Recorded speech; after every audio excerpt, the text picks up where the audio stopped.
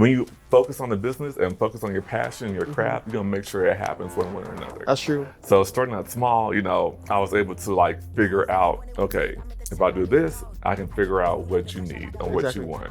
And then once I know what you want, I can fix the tailor to I make better investment in myself.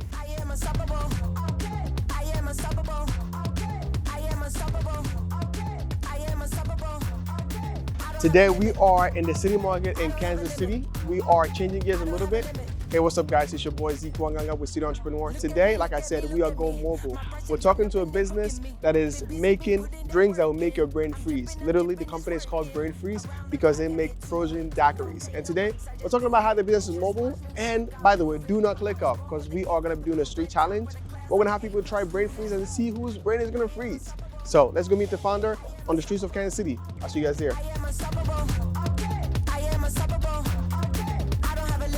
So, like I said, if you like daiquiri, if you like frozen drinks, you're gonna love the next founder because he's changed a little bit and I'm about to meet with him and we're about to do something cool for you guys. So, you're gonna watch that. He's actually pulling up right now. So, we're about to go say hi to him. So, what's up, James? Hey, Zeke, how you doing? Good, man. I am in the streets with you today. Yes, so, sir. ready? I wanna know a couple things. I wanna know your process, how you set up, how you make your drinks, Everything. and then the secret recipe. I want to find out, and also I want to be able to see some people who are gonna try it and see if people are gonna actually have brain freeze today, because I want to see some people have brain freeze. Oh, I'm down for it. I love to get people brain freezes. So Down why did you choose this location? Why is this location important? Well, it's a good spot. Everyone knows about City Market. It's a popular area. Everyone comes down here, have a good time. And so when I've been today, come down here and set up shop. Have some brain freeze. Yeah. So let's go set up. Let's go. All right. Bet. Money too when I'm winning the race. Pick out the pace. I am unstoppable. I am unstoppable. I am unstoppable. So making daiquiris is pretty easy. You make daiquiri batch before? No, I have not. Okay, so it's really, really, really easy. The only thing to do a frozen daiquiri is to make the mix and make the water in there. Okay. It's all hand in hand. Okay. So all you need is a little bit of margarita mix. So today we do like a plain batch. That's how I make all my secret flavors together. Okay, so margarita So mix, okay. yeah, so the plain mix in here. We're gonna pour the mix into this container here. So let you do that part. Shake it up a little bit. All right. We're working today. Gonna get nice and tipsy today. All You right. just pour it in there. Pour that in there. Yep, put the whole thing in there. All right.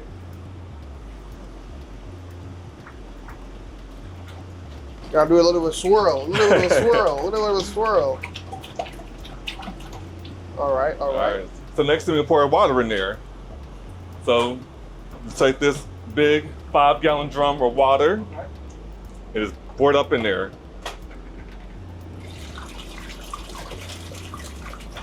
I'm helping so much. I'm helping so much. I'm doing a lot of work. A lot of lifting, heavy work today.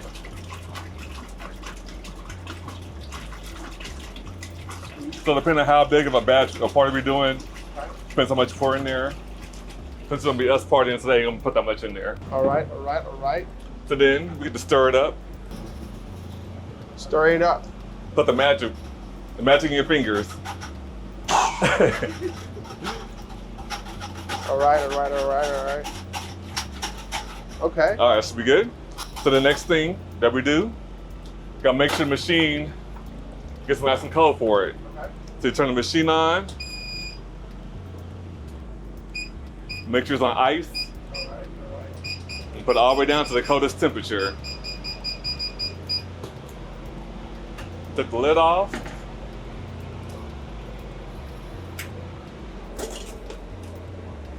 Then pour it in there. A nice, smooth, steady pour. Okay. Do it on both sides. So that's freezing and mixing at the same time. Yeah.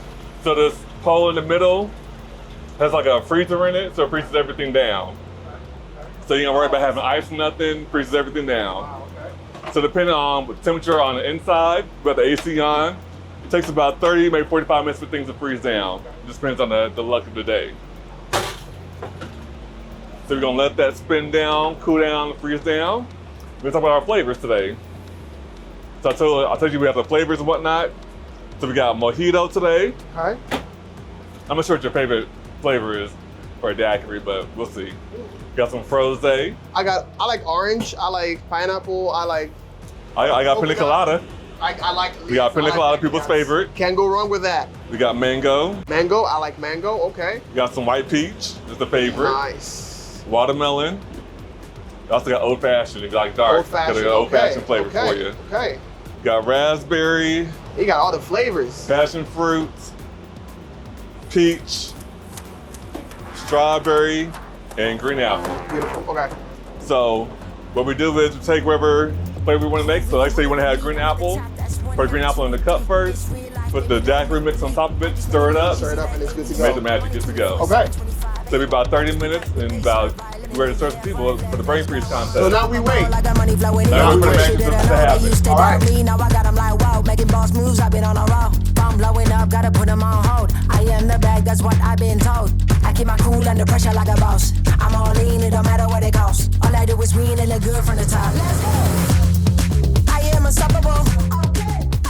Hey, what's up, good people? Welcome back to another Student Entrepreneur episode. I am your host, Zeke Wanganga. And I'm the favorite storyteller around the city. I'll keep saying that because it's my show. Anyways, as you know on this show, we bring on successful entrepreneurs to highlight their journeys and the steps they took to growing their companies and scaling it so you can do the same and possibly inspire you to start your own business. So as I always say on the show, no BS, because we bring real people, real stories. And today I'm excited because we are shifting the gears a little bit today. We are going on the streets of KC. I know that most of you who watch this show are probably not startup entrepreneurs or not founders or not tech founders, but I know you enjoy, good drinks, you enjoy some good time. So today we're taking it to the small business side of things. So we're talking about a founder who is doing some amazing stuff with his business. But before we get into that, let's pay some bills real quick. Shout out to KC Sourcelink. They're the sponsor for this episode. If you are a founder, a startup founder, or you are a small business owner, you're looking for resources for funding, scaling, you need advice, whatever you need, go to kcsourcelink.org and you find every resource you need there. I use them too, so pull up.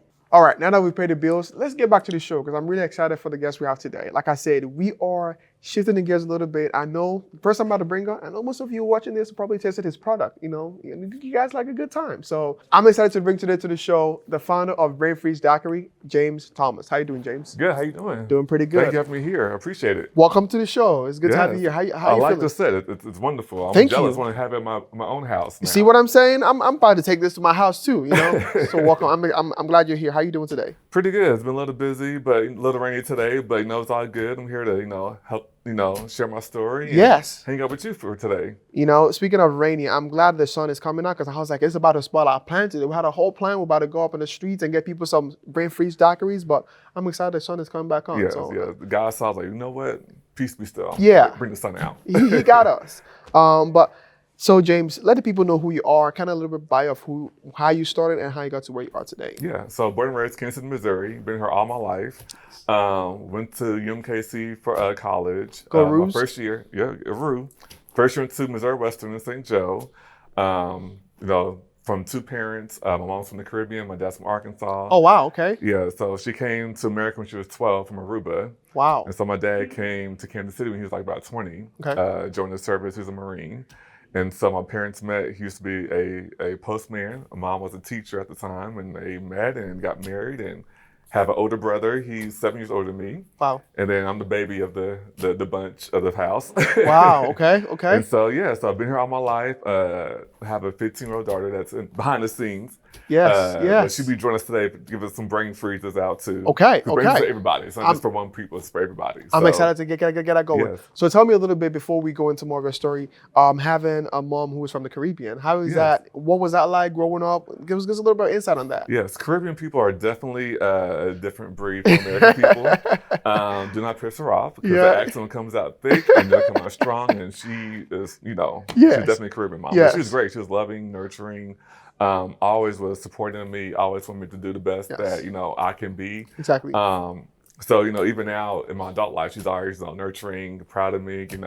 I got a phone call the other week from my cousins like, yeah, your mom's so proud of you. She told everybody in the family about your business and everything, and she's just rooting you on. Yes. So it's been definitely, great to, have like, two different backgrounds. Exactly. So one in America, one in the Caribbean to go back to and hang out with family and get those roots and bring it back to Kansas City. See, I don't know if this is the same for you, but I know for my family, my mom, My siblings, they're straightforward people. They tell you as it is. If you're messing up, they tell you how it is. There's no Yes. sugarcoating. Is that same for you? Same thing. Yeah. But mom was a bit nice. She put a little sugar on top. A little sugar on top, but she just put a tells little you. sugar on top. She tell you how it is, but she put a little sugar on top. But you're going to definitely get the message. It's like, this chick, you probably should put a little bit of salt in it, but, you know, I'm not going to say it. But, you know. But anyways, before we go into your story, tell us a little bit about Brain Freeze Daiquiri. What is Brain Freeze Daiquiri? How did it start? And just give us a little bit of detail on that. So right after COVID, you know, COVID was a time where people was like, you know, shut in the house, they had depressed and things like that. And I wanted to do something that was fun, something that would bring people together, something that would bring, you know, unity and, you know, not divisiveness at that time. So I was like, hey, what can I do that's, you know, fun, uplifting, bring people together? And one of the things that I do a lot when I travel is that I go to, you know, daiquiri shops. Yes. One of the first things I love was like, oh, where's the daiquiri at? Where's the daiquiri at? Let's go to the daiquiri bar. And so I wanted to bring something like that to Kansas City. Exactly. But not in the same way that we have in Kansas City. Like we have, you know, the main hubs in Kansas City downtown and stuff, but I wanted something that was different. And so at the time I was like, what about bringing it to people, whatever? Like, why don't I bring it to you? And so, you know, at the time, to go alcohol sales were, you know, was allowed because of COVID and restaurants were open up.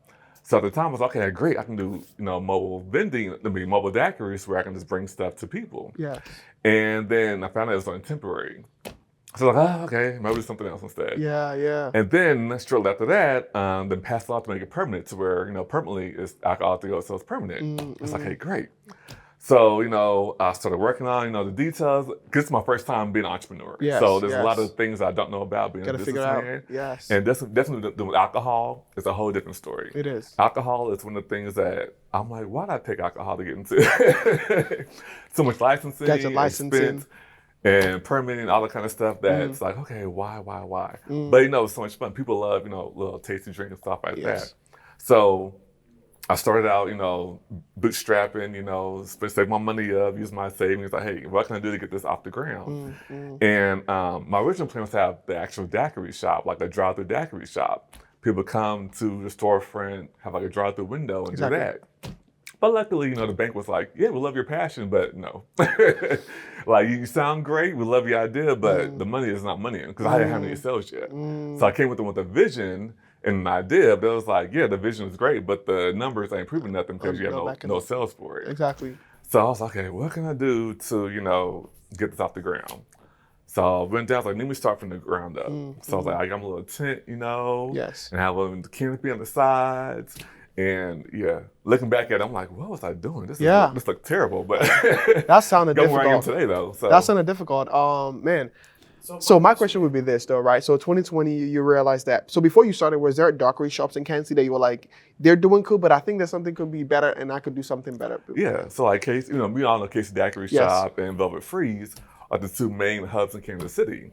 You know, I love the product. I know the owners and everything. They're really cool people. And I was like, you know what? I like what they have, but I want to do something that's different. Like, Kansas City is growing. You know, we got the Chiefs here, bringing people here. The Royals, we have all these Casey Current. So Kansas is a growing city. Exactly. And I need to expand beyond just, you know, downtown Kansas City. There's people in the suburbs. There's people from all over Kansas City that want to enjoy it, but can't really do, want to go downtown, per se, whatever. It's just too far away from downtown. Right. So I was like, what can I do to bring it to the people? You know, what can I do to bring it to everybody? Yes. And so I was like, you know, the mobile concept, So I was like, you know, the mobile concept is what I need to do to bring it to everybody in the Kansas City area. Okay, so tell me this. So I know a lot of people would definitely, I want to know, how did you go from the idea to getting your own, I would say your own vehicle, your own van to be able to deliver this, and then getting licenses, starting your business, the paperwork. I know it probably is a lot of paperwork. Yes. I'm going to get into all that, but I want to take it all the way back before James became the founder of Brain Freeze.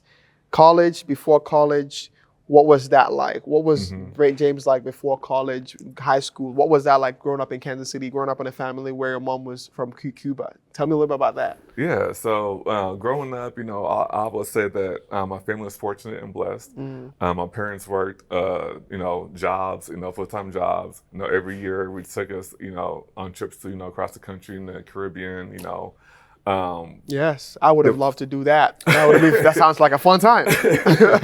I mean, your mom's Caribbean. She make sure you know who your family is. Exactly. Are. So Yes. every year we took either a cruise or a trip to the Caribbean, Yes. to the station, whatever. What was those like? Tell me a little bit about that, because I've never been. I want to go, but tell me a little bit about those cruises. You know, the lifestyle over there. You know, it is hot. Yeah, that's right. It's definitely, in the Caribbean, it's a whole different mindset. It's like people like wave at you, driving the street. Oh, hey, how you doing? Yes. It's conversations everywhere. Kansas City, not so much. Did they honk at you as well? Yeah, they honk at you. They say hi with a honk. They wave at you. There's goats walking down the street. There's donkeys everywhere. There's animals, like it's like a farm. They're free roaming. Yeah, like there's chickens everywhere. So like Yes. it's actually like actual like real world, like hey, everyone's hanging out together somehow, some way. But the family is very deep. Culture is very important. They have Carnival and they have like big family events down there. So there was birthdays going on. We have birthday parties down there sometimes, and just getting to know the family, and having your cousins and knowing who is who. Because I have a ton of cousins all over the world, and I'm like, who is this? That's my cousin. That's my cousin. So just it's a whole different mindset. Yes. Of, okay, this is not like America. Like Exactly. America, you just do your own thing, just go about your way. But the Caribbean want to know who you are and what you're doing to make sure that you're getting that you're okay. So talk to me a little bit about the difference. 'Cause I know for me, being from Nigeria, there's a lot of community focus of people. Like if you live in the street, you know everyone in that street. Everyone in that street knows your name, knows your dad, knows your mom, because it's like you're part of the family. If they cook, you come out, you eat with them. In America, it's more like you live in your apartment and that's what you focus on. You only say hi and smile at people, but you're not supposed to talk to them. But tell me a little about what that was for you growing up. How did that, impact your childhood? How did that impact who you are today, seeing that different dynamic? Yeah, I mean, it's definitely taught me to respect everybody. I was brought up to like respect your elders and respect the community. Everybody in the block knew who you was, knew who your parents were. So if you know anything stupid or dumb, you're gonna get home about it. Right, get home, you're gonna find out about it. And so, my parents make sure, I was, brought up in church, so I went to a Christian school growing up. And so Monday through Friday, I was in, Christian school, Bible study, stuff like that. Yes. So on the weekends, I was in choir, I was in puppeteers. Oh shoot! I was in you a were lot singing. of church activities. Okay. Yeah. Okay, you were kind of singing. Let's just. I sing to myself. Yes. But yeah, I did a lot. I was Yes. very heavy active in the church. So, I had a community, at school and community in my neighborhood, Yes. but also like a church family as well. So even now I'll be out somewhere like, oh, that's someone's up from church, 20 years ago, stuff like that. So it's very much, raised you right, you're going to have God instilled in you. And so that when you get older, you can pass it down and know what to do, what not to do and stuff like that. No, now speaking of family and community, of people knowing your parents, so I would say I was not the best poster child when I was growing up. I was more of like, I want to have a good time. So I would take my dad's car without him knowing. But before I would get back home, word has gone around that they saw me driving the car like 20 miles away. The word has gone home before I got home. So that's how much the community knew who you were. So regardless of where you were at, probably spot you're like, yeah, that's person's kid, right? So you should never mess up around because people know your family, right? Yes. And for me, growing up, like my church was 2 blocks away from where I lived. Oh wow, okay. So everybody in the neighborhood knew who I was and where I went to church. So in the 2-block radius, I couldn't do nothing. I was done because everybody knew it was like, oh, I'll see you Sunday. I'm seeing your mom on Sunday. I'm going to see you at church. So I couldn't do nothing around my neighborhood because everybody knew where I went to church at, where I lived, where my parents were. So it wasn't really an option to misbehave. So talk to me about, college in UMKC. What was that like? Did that impact your decision to go into entrepreneurship? What was that? Is there anything you took from that? Or what was your major in college? Let's start with that. What was that like? So my first year, I went to Missouri Western. Okay. I was, what's Missouri Western mascot? I forgot what the mascot was, but I went there my first year. Okay. Had a little bit too much fun. Your freshman year, your first year Gotta have a being good free, time. Independent, you be working the house. You're like, oh, I'm gonna be a freshman. Yeah, I'm doing everything. Turn up. And your grades are like, You're not really here for that. Like you here, but them grades saying thank you for the paycheck, but your grades didn't let you pass no more. So I came back home my second year, went to UMKC, moving back home. And more, focus, grind and focus on, say, hey, this is what I'm gonna do. Yes. So my first 2 years, my major was business management. Exactly. Okay. Because I was gonna be, my own boss. I was gonna be in charge. I was wanting to be some type of leadership role, in my life. And so my second year, I was like, you know what? everyone has a business degree. Like business degree is like, water. Everyone has water or a can of pop somewhere. Yes. It's nothing special. Yes. So I changed to economics. Oh, Economics wow. sounds smarter. Sounds like I know what I'm doing. Yeah, economics definitely sounds smarter. When you say, I'm like, oh, wow, okay. Now we talking money. Yes, I'm an economist. Yes, I'm an economist. Yes, it has a ring to it too. Yeah, I guess a degree economist. Yes. And so, I changed my degree to economics, and I was like, you know what? I'm going to make sure that, I sound like I know what I'm doing. Yes. I'm going to make sure that, my numbers behind the scenes are Right. right. And so when I want to do whatever, I know what I'm doing behind the scenes, and I can, progress Yes. Okay. the business world. So tell me this. So let's fast forward a little bit. You started your business, right? Mm-hmm. Is there any inspiration from your family or something you've seen that made you think, I want to be my own boss one day? What was that, like that hunger to be an entrepreneur for you? Or just was it random, or was it something you always wanted to do? It's something I always wanted to do. It's something that, growing up, it was like, I want to be in charge. I want to be, I want to be X, Y, and Z. Yeah. And actually, before I was born, my dad had his own ice cream shop in Kansas City. Okay. So down for like 33rd and Agnes, I believe, where he grew up at. He has his own candy shop, his ice cream shop. So, Wow. he had ice cream tubs. You Yeah. come after school and get candy and ice cream and go back home, whatever. And it's successful doing that. He did for about 5 years. We has sisters and brothers come and help out and do ice cream stuff like that. Exactly. But he also had a full-time job being a mail worker, a postman. So doing like the full-time job and entrepreneur was like, it was too much for him. So he just, shut that down. Yeah. So I want to definitely try and give it a try. Like, hey, if my dad can do it, why can't I do it? you know? Yeah. So, kind of like ice cream, but like, a more adult version of ice cream, I Exactly. guess. Yeah. No, I mean, speaking of ice cream, I always have like interesting stories, but speaking of ice cream, I still remember like as a kid, every Sunday was ice cream day after church. My mom lost me at the market because I was eating ice cream. Like Wow. literally, yeah. She lost me in the market because I was so I tell you this, I did not play with ice cream when I was a kid. I was so passionate about it that I forgot my mom was with me because I was so ingrained in this ice cream. And she was like, where's my kid at? But I think growing up, I was always like, if I ever grow up, I would save so much money, I'll buy so much ice cream. But now I'm like, I have my freezer is full of ice cream, I don't even eat it. It's like one of those things. But let's shift gears a bit, right? So I know that when it comes to entrepreneurship, right, the first few years, especially starting a business in 2020, what was that like? What did that teach you? Because I know you said you went to a bank, you told me you had this vision. What was that like, being able to pivot from what I think it was going to be to what it actually became? Yeah. So, I think, entrepreneurs, we all have this great, big, creative word, like we can do this, we can do that, we can do this and that. And just trying to put it all together is, trying to put it in like a funnel, putting it all together into one thing is, it's easier said than done. That's true. So you have to realize you might have a big vision and have big goals, but the reality of it is that you're going to do so much with your goals right now. And so being a first-time entrepreneur, I thought, I got my degree, I'm this and that, I can do it. And it's kind of like, okay, well, this is great, but you're not really ready for that. As I started out, thank God the bank told me no, because I was like, why is the bank telling me no? Like, I have this great idea, people love it, why are they telling me no? And if they would have told me yes when I first asked for it, I'll probably be in bankruptcy or some type of disaster because I was not ready for my growth now. And so for me having to funnel down to like a more simple concept and start from there and work my way up to understand what my clientele needs and what the public needs helped me grow to where I'm at now. How did you do that? How did you do that, funneling it down? What steps did you take to making sure that you figure out what you actually want to do? How do you do that? So I definitely want to have like actual drive-through brick and mortar drive-through location. And as you know now, rents are crazy expensive. That's true. And so just the rent itself, then the licensing for that, and then just supplies and employee stuff like that would have been a bigger headache for me to even take on when I don't have the capital behind me to support everything I want to do, whatever. True. And so I was like, okay, what can I do to get a yes from a bank? What can I do to prove that I'm worth it to the bank and I can do what I want to do? So, I took it down, all the way down to like, hey, I can start small and work my way on up.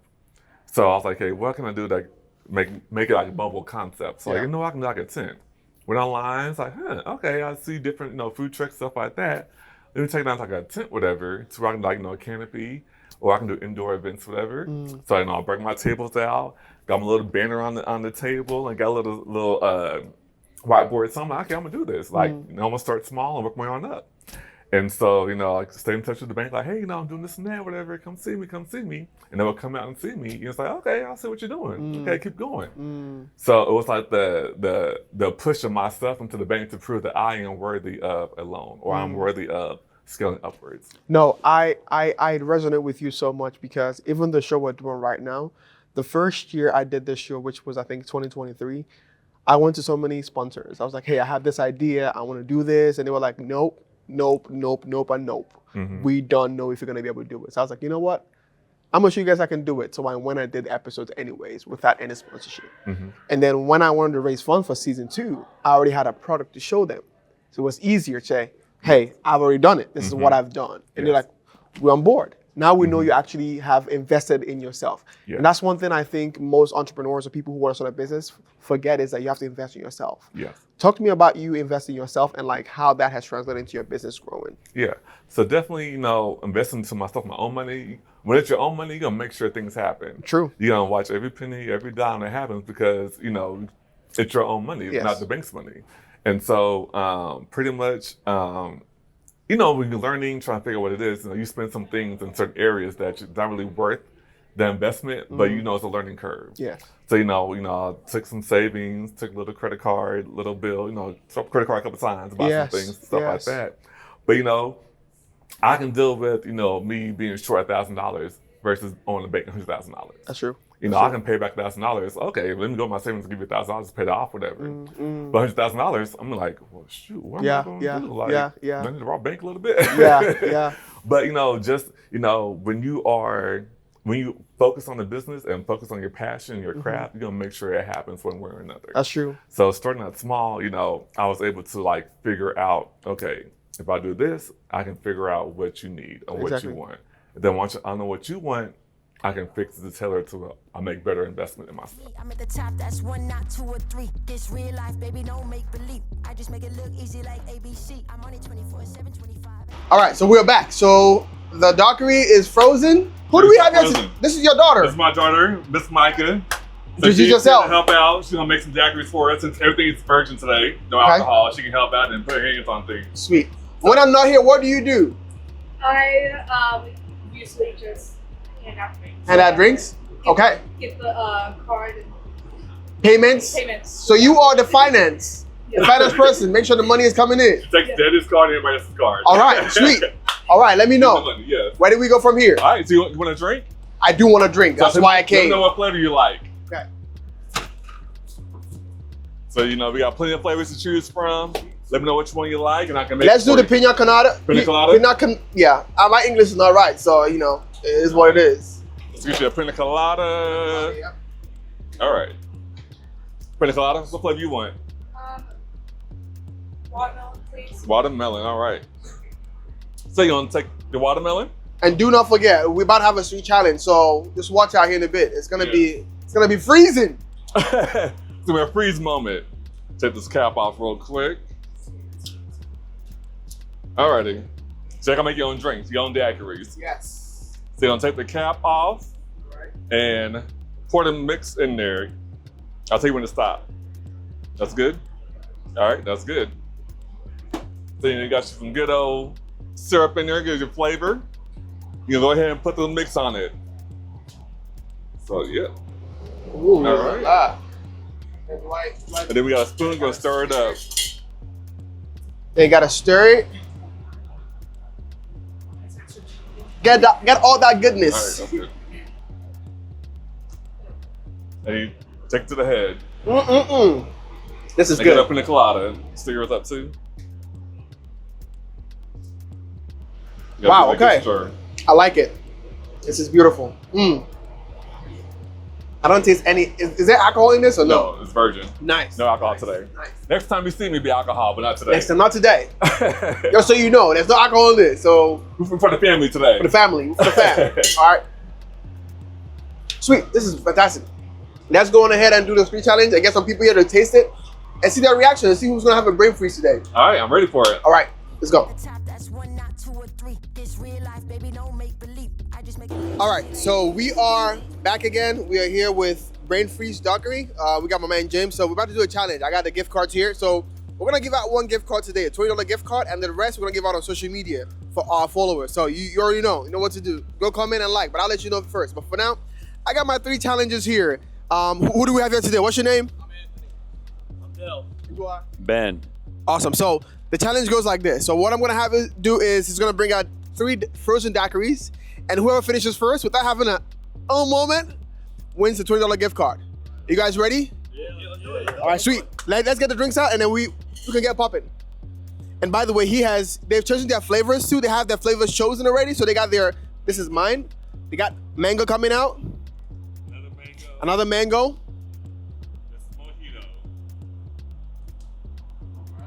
All right, whoever finishes first, this is their 2 challenge of the Brain Freeze Challenge. 3, 2, 1, go. Here we go. All right. The challenge is going. Ooh. The Brain Freeze is coming. Oh, we got a winner. We have a winner. Let's go. You can still finish your drinks. You can also get one more drink too on the go if you need a drink. Congrats on winning. What's your social media? Let us know so we can tag you on this video as well. Let him know. So _Lottie _Daddy_ that's my Instagram. My Twitter is the same thing, _Lottie _Daddy _. Sweet. We'll tag you on there. Thank you so much. Check them out, and then thank you guys for doing the challenge. Have a wonderful day. For sure. See ya. Pow. I'm at the top, that's 1, not 2 or 3. This real life, baby, don't make believe. I just make it look easy like ABC. I'm on it 24/7, 25/8. So I definitely want to get to, because I know you've gone through a lot of pitch competitions too, right? Yes. I definitely want to talk to you about that. How did you get to doing a mobile daiquiri shop to doing pitch competitions? Like, how did you even do that? But I want to talk about bootstrapping. I think there's an importance of founders and entrepreneurs who are starting out to understand that you have to be creative with your small budget and figuring out who has what that I can borrow from to get started, right? Yes. For me, it was when I started my video production company, I had only 1 camera, but I had friends who had 2 cameras. I was like, hey, can I borrow a camera this weekend? Because I got things going on. Because I didn't have $10,000 to go buy 10 cameras. Right. Talk to me about what you did for your own process. You're like, hey, I can piece this over here and get those over here and put this together to make it work. Yeah. So when I first started out, all I had was like a tent canopy and the sides, whatever. I didn't have any machines. So I was like, hey, machines, for daiquiri machines are not cheap.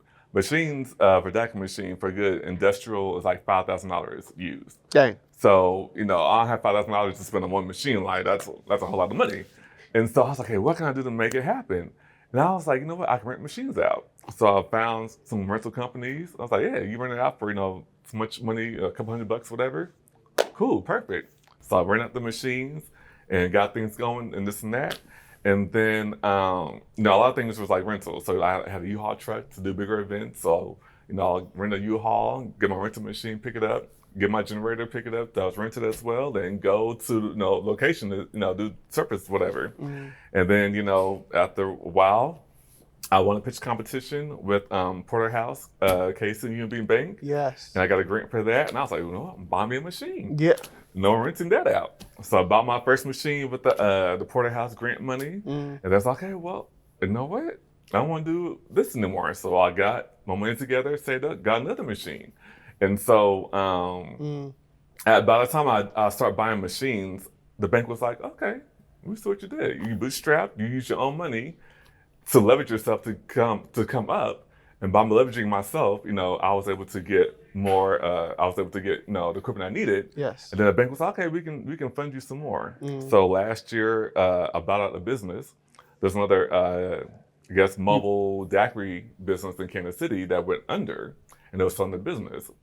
And I found on actually Facebook Marketplace, and I went to be like, hey, bank, this is a business going out. I want to buy. Give me money so I can buy it. On Facebook Marketplace? Yes.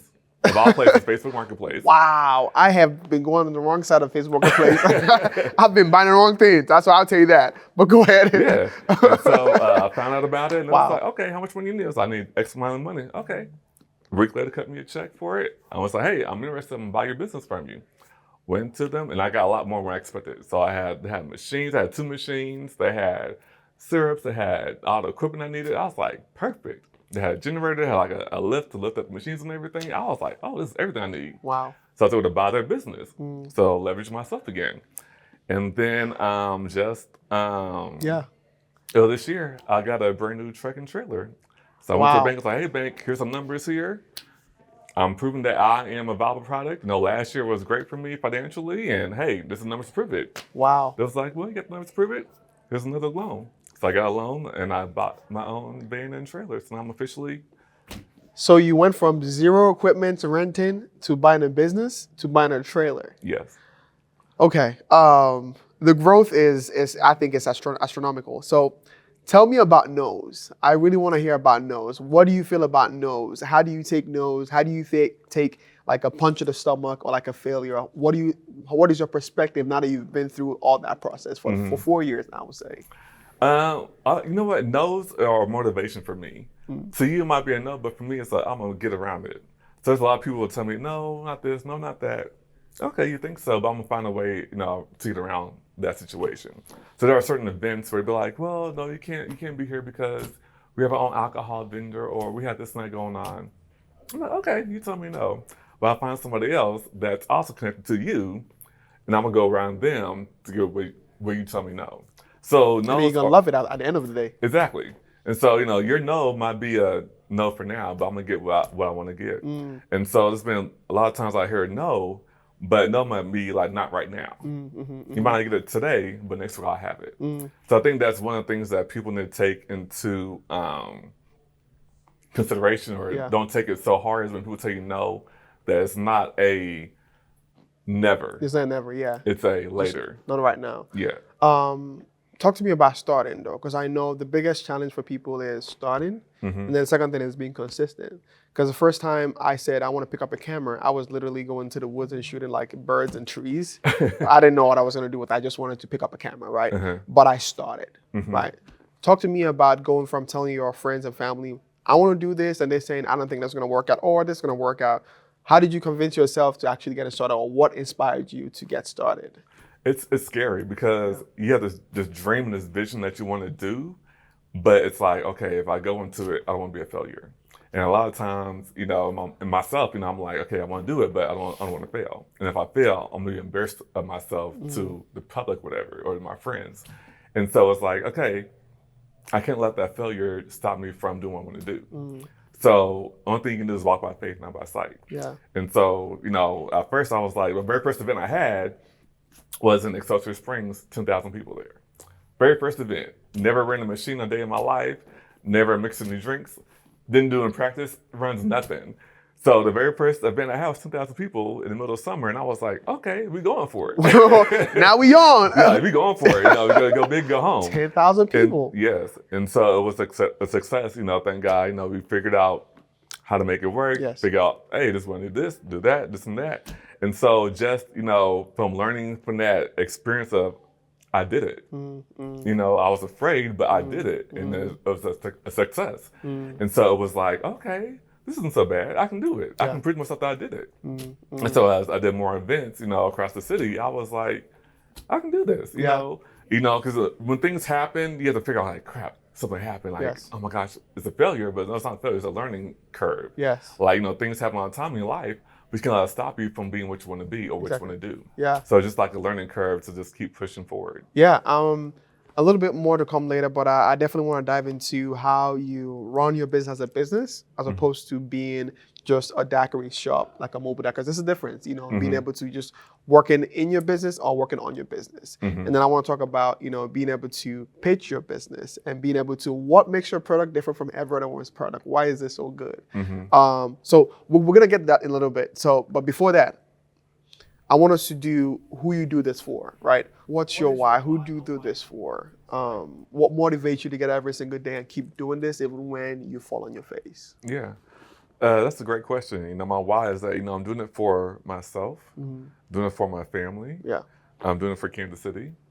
Kansas City is a new territory. Kansas City is bigger than what I ever thought it was going to be. Growing up in Kansas City, like, oh, Kansas City, I want to move away. It's not like LA or Orlando. I want to get away. But Kansas City is the next up and coming city, and in order to be with the flow and the movement that's happening in Kansas City, I have to go with the movement and join that force.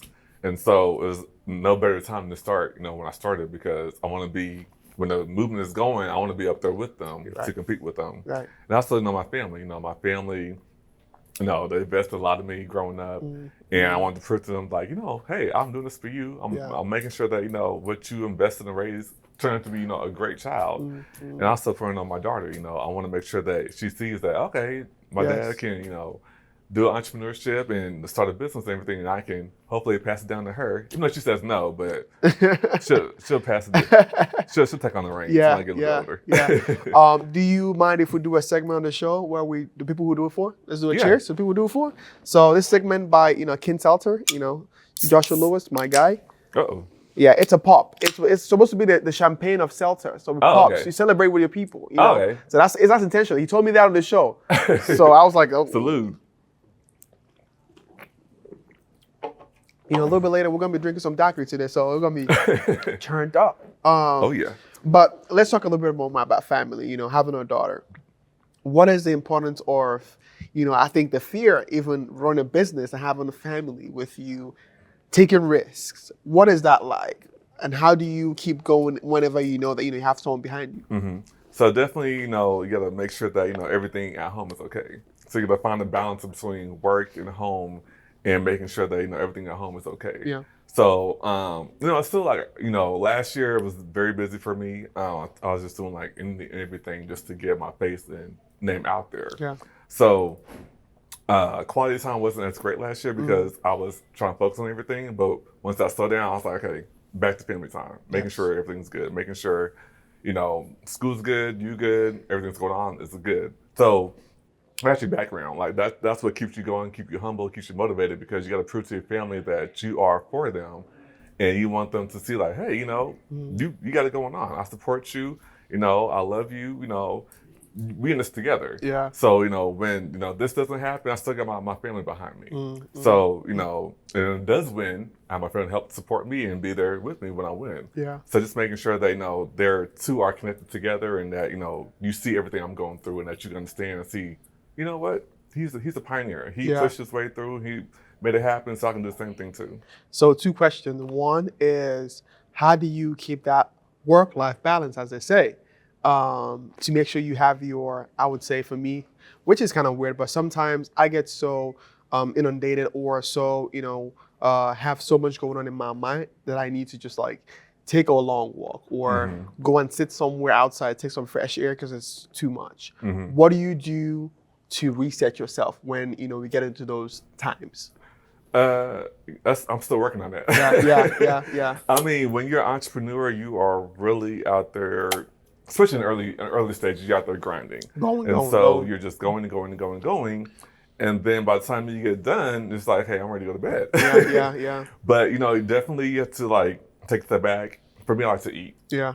I like to eat too. Give me some good crab legs or some nice good soul food. Yeah. So I can chew on, give me something to eat, and I can relax and be in bed and just, woosah and decompress. Yeah. But it's definitely having to realize, okay, this can wait till later. Exactly. That can wait. Send these emails, that can wait till tomorrow. Doing this event, I can hold off on that. Or maybe I can spend that time instead to where I have someone else work the event for me, and I can spend time with my family or doing something else that help me unwind and relax. Exactly. So just figuring out, it's kind of like a matrix puzzle, putting pieces together and trying to figure out how to make things fit, to make it work to where you're not just going constantly. Because, as you get older, your body's going to break down. It's going to shut down. That's true. And then you're going to be in a worse position than you was before because your body is like so thrown off.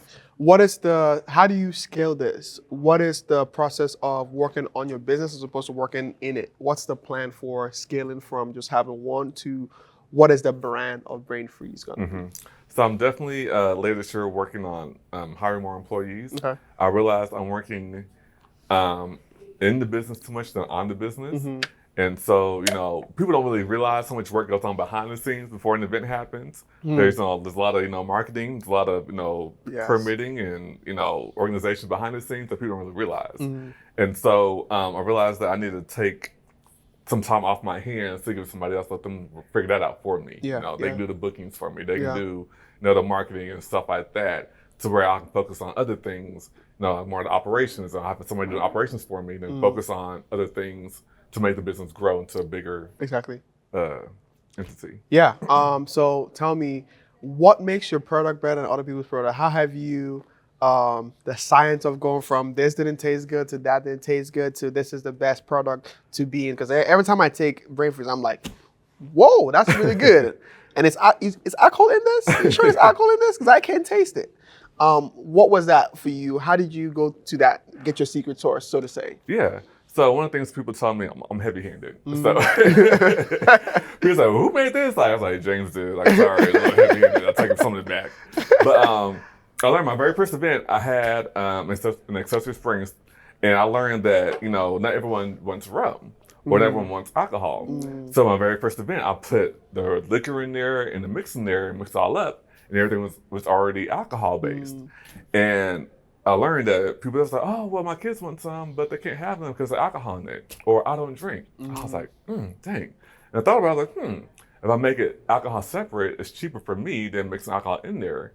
And also, as well, kids can have some too because it's not alcohol-based, whatever. And you have more kids coming than adults because they're probably like 5 kids coming with one family. Right. So everybody wants to, brain freeze. Yes. I was like, okay, cool. And so from there, everyone wants rum. So then people are like, okay, let me add vodka to the mix. Okay, people like vodka. But people like tequila as well. Add tequila to the mix. Okay, but people like dark as well. Let me add Crown to it. So as time progressed, people wanted more liquor options.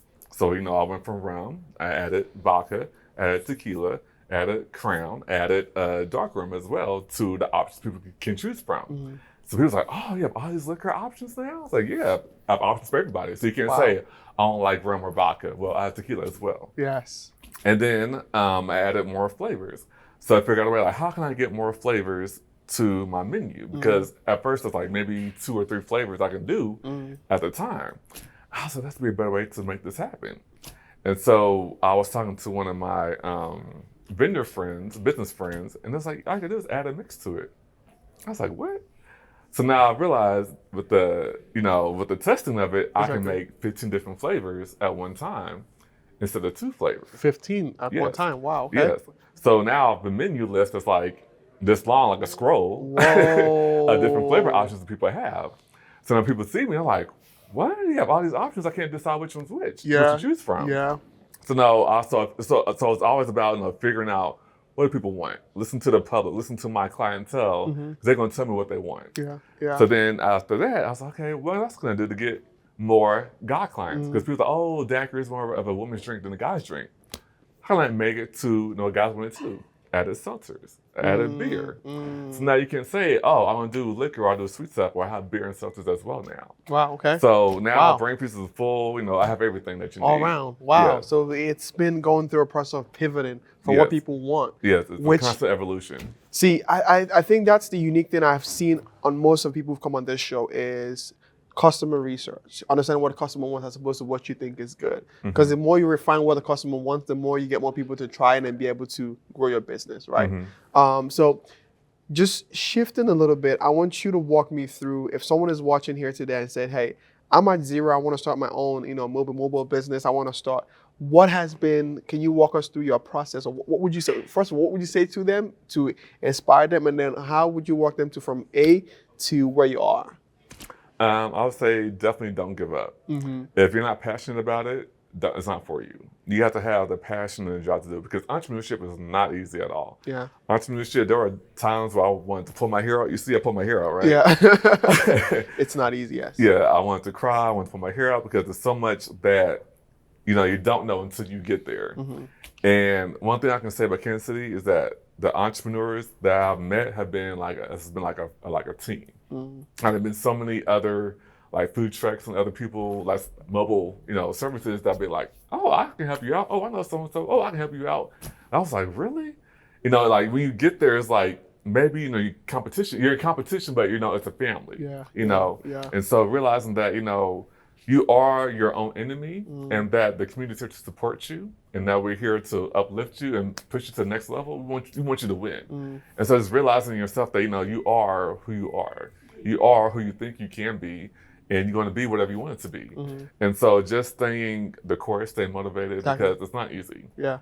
And like I tell people all the time, if you're not passionate about it, it's just then don't do it. Yeah. Because you're wasting your time and your money on something that is just not what you want it to be. Yeah. Where should they get started at? If someone wants to start a business like maybe like yours, where should they get started at? Definitely don't do it. Because it's crazy. Yes. But definitely Casey Sourcing, like you said, was a great resource center. SBDC, they're a great resource. They helped me get, figure out the numbers behind the scenes, get things going. Definitely Score. Score is a great resource. I still use to this day. Okay. PBA, Business Prospect Prospect Business Association yes. with Miss PBA, that's a great Simone. resource, yes. And also, once you get started and going, Porterhouse, KC, Dan and Sharon and Marina, they helped me get to, realize, hey, this is your business. Like, hey, we see what you're doing. We know where you can go somewhere. Let's help you get the next step and push. So they've been great mentors and supporters and everything like that. So KC has a lot of resources to you that, it's free. I mean, SBDC is free, PBA is free. Yes. Casey Sourcing is also free. Right. So there's a lot of free resources that you can tap into that you don't have to worry about paying somebody that, whatever. Sweet. So talk to me about what have you seen have been the most effective or successful way to pitch, to win competitions, or to talk to banks to give you a loan or fund your business? What is your key sauce would say, hey, this has been working for me because I've seen it to work? Definitely, you have to know your numbers and prove your numbers. The banks don't care about your story because they hear stories every day. Wow, okay, that's a great story. Thanks for telling me. I don't really care. But once you have the story and the numbers to back it up, then the bank is going to listen to you. But okay, we can do something for you. And so what I had to learn was that my vision and my idea, was great. Oh, a mobile daiquiri bar? Oh, that sounds perfect. But behind it was like, well, what you doing to back it up? Like, we don't want your plant, whatever. We don't want your little, we don't want your straw. Like, that's not going to do nothing for the bank. Yes. So proving to them that, what, let me do it for myself. Let me show you that I can make it happen. And from me being, the hustler and doing it myself and bootstrapping, I was like, oh, so you are serious. You do have something that you can push. And when I showed the numbers of what I can do with my numbers, I was like, okay, we can support you and fund you. Yeah. So definitely, know your numbers, know your debt to income ratio, because you can't have too much debt versus income because you're gonna be drowning with the loan. Because the loan is a payment plus interest. That's true. So if you can't afford payment, you're not gonna afford interest either. That's right. So definitely, knowing the background behind the scenes and knowing that this is an investment for you and investment for them as well. Wow. So as we're coming towards the end of the show, tell me, what is your legacy, James? What is the legacy you're trying to build with your company? I want Brain Freeze to be like the go-to spot, across the country. Like, I want people to be like, oh, I want to go to Brain Freeze because I heard Kansas City has Brain Freeze. And I want to expand Brain Freeze. I want to start franchising next year to different markets across the Midwest. So, I want to expand to like Topeka and Wichita and Des Moines and Columbia. I want it to be like, oh yeah, I heard about Brain Freeze. That's the go-to spot. Because like, a lot of times people say, oh, you know about Chops in Columbia? I was like, yeah, I heard about Chops all the time. They're a daiquiri shop as well in Columbia. So I want to be like, you know what? I want Brain Freeze to be like, oh, you heard about Brain Freeze? They're the go-to daiquiri shop, in Kansas City. So I want to make sure that, I set my footprint here, also across, the Midwest as well. What would you think would help you get to that? Yeah, so definitely, like investing into myself, I definitely need to scale upwards. So, get another unit, looking for different entrepreneurs are hungry. Yes. They want to do this, want to get into it, and they're ready to go put the feet into it and go hard. So, I'm looking for people, across the Midwest area, Minnesota, Iowa, whatever, that's interested in doing what I'm doing. Like, hey, let's talk. Yeah. You can have, the face and everything. Come and get money with me. So I want to, help get the word out there and expand opportunities for other people that want to do what I want to do. If an investor is watching right now, what would you say to an investor, and why should they invest into your company and help you grow this out the way you want it to be? Well, Brain Freeze is here to stay, and we're expanding.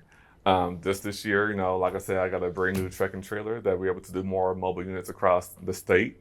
I got bookings, for Springfield. I got bookings for Columbia. I got bookings, halfway across the state of Kansas because people heard about Brain Freeze. Yeah. So, Brain Freeze is growing. They're definitely, it's a force to reckon with because I want to expand and grow it. I want to be Kansas City's first drive-through daiquiri shop.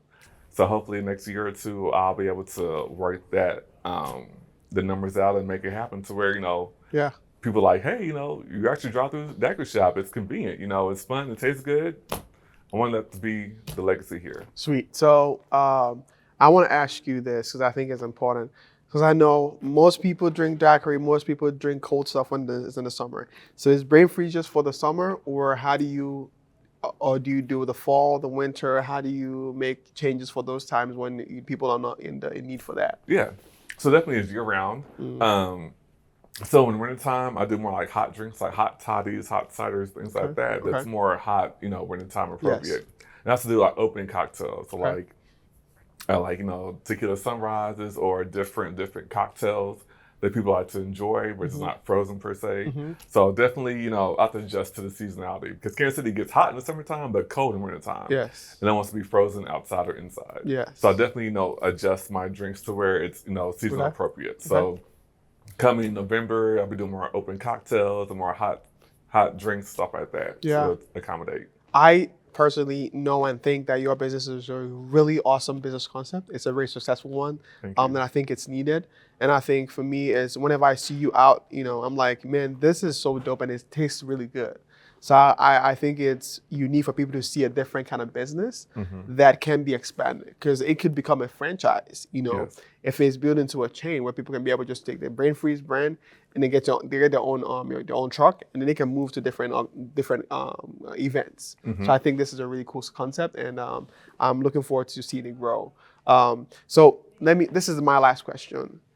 If you were talking to your younger self, knowing what you've gone through today and being where you are, what would you say to your younger self? Keep going. Don't let your inner thoughts stop you from what you want to achieve. Yeah. A lot of times I critique or criticize like, no, it's not good, or no, I won't do that, or no, it's not going to happen, when I just need to go for it. Yeah. A lot of times you sit there and overthink things and think like, oh, well, that's not going to work because of this, or it's not going to work because of that. But you have to realize that no one knows what you haven't done yet. So you have to prove to yourself that, yeah, I can do it. And once you do it, people are like, oh, that's awesome. I like that. So it's constant, making sure that, you can do it. You are going to be somebody. You are going to have a name people know. You're going to have a face that people know. And that your time is coming. And your time is here. So just be patient and we'll enjoy the ride and take off in the space shuttle. Sweet.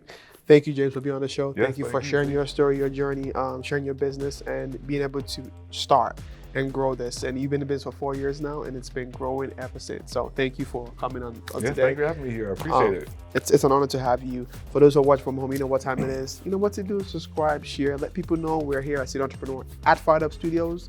Follow us, subscribe, let people know. I should probably say that at the earlier start of the episode, but it doesn't matter. You watched it this far, so you're my fan. Hey, it's another episode. Good time chatting with you guys, and I'll see you in this episode. Bye-bye for now.